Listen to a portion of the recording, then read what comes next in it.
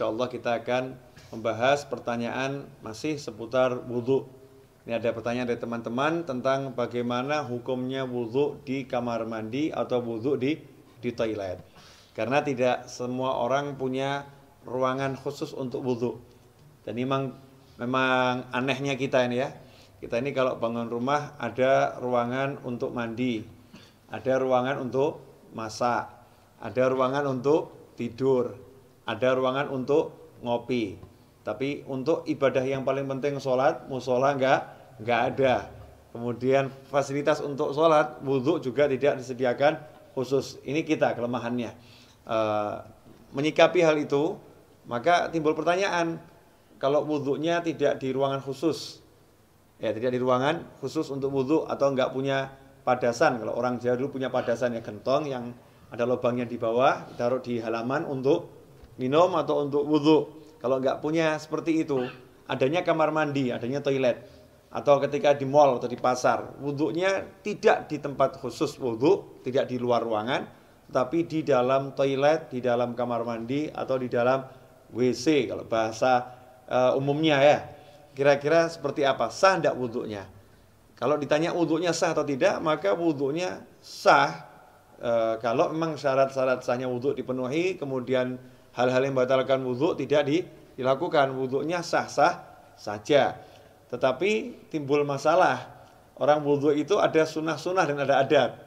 Di antara sunnah-sunnahnya adalah membaca Bismillahirrahmanirrahim di awal wudhu seperti yang sudah dijelaskan. Kemudian nanti ada doa setelah wudhu.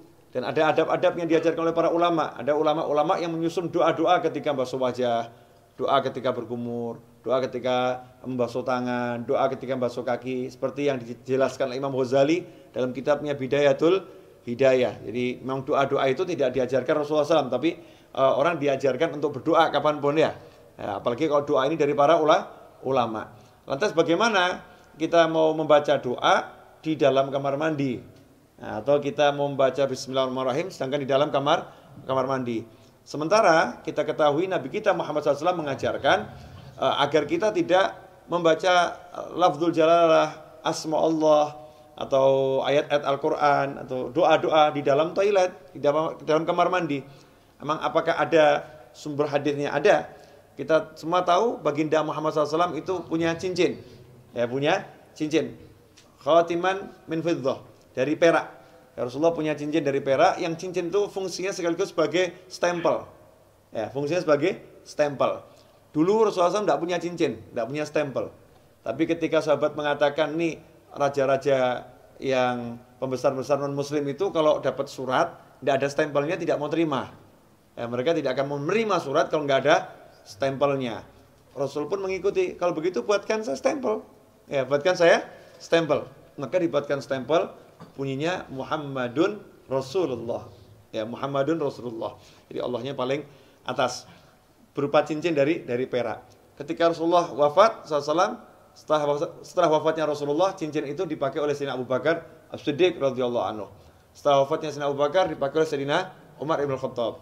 Kemudian dipakai oleh Sayyidina Utsman bin Affan radhiyallahu anhu. Nah, ketika dipakai Sayyidina Utsman, cincin itu jatuh ke Bir Aris, ya, sumur Aris. Ya, kemudian tidak ditemukan lagi. Nah, apa dasarnya? Ketika Rasulullah masuk ke khala, ke tempat buang hajat, Rasulullah selalu melepas cincinnya. Jadi ketika masuk ke tempat buang hajat, Rasulullah SAW selalu melepas cincinnya. Karena di cincinnya itu ada tulisan Muhammadun Rasulullah.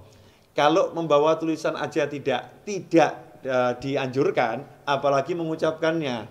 Ya, membawanya aja tidak dianjurkan, apalagi mengucapkannya. Berdasarkan hadis tersebut, yang diriwayatkan oleh Imam Al-Hakim, ya, dalam kitabnya Al-Mustadrak Al-Sahihain. Di situ beliau menyatakan, anna Rasulullah labisa khatiman naksuhu Muhammadur Rasulullah fakana idza dakhala al-khala wada'ahu. Kata Al-Hakim dalam kitab Al-Mustadrak, Az-Zuhri menyebutkan bahwasannya Rasulullah SAW punya cincin yang tulisannya adalah Muhammadun Rasulullah.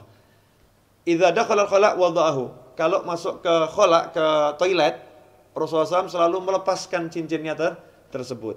Hadits ini sahih menurut syarat Imam Bukhari dan Muslim, tapi tidak dicantumkan dalam kitab hadis Bukhari maupun Muslim. Maka ditulis oleh Al-Hakim dalam kitabnya Al-Mustadrak yang disusulkan, ya hadis-hadis yang diusulkan. Sebetulnya menurut Bukhari dan Muslim sahih, tetapi belum atau tidak dicantumkan dalam kitab Bukhari maupun kitab Muslim. Nah, hadis ini menunjukkan memang kalau masuk kamar mandi jangan bawa tulisan yang mengandung nama Allah atau nama Rasulullah Shallallahu Alaihi Wasallam. Dari sini ulama kemudian mengambil kesimpulan kalau membawa tulisan nggak boleh, apalagi membacanya. Bukan haram ya, tidak boleh dalam arti tidak beradab atau kurang sopan. Karena itu seyukyanya jangan berwudu di toilet, seyukyanya. Cari tempat wudu yang memang betul-betul untuk wudu. Kalau tidak adanya toilet, barulah silahkan wudu di toilet atau di kamar mandi atau di WC.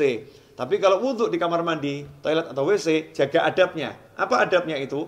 Ya satu, jangan membaca asma Allah. Cukup dibaca di dalam hati. Lantas bagaimana dengan doa setelah wudu? Ya doanya dibaca di luar kamar mandi. Jadi selesai wudu langsung keluar baca doa setelah wudu. Atau bismillahnya dibaca di luar dulu. Bismillahirrahmanirrahim, masuk langsung wudu juga. Nah, dengan begitu maka sunnahnya tidak hilang, tetap bisa melaksanakan sunnah-sunnah yang dianjarkan oleh Nabi Muhammad Sallallahu Alaihi Wasallam. Insyaallah sedikit ini barokah dan jangan kemudian jadi jalan justru.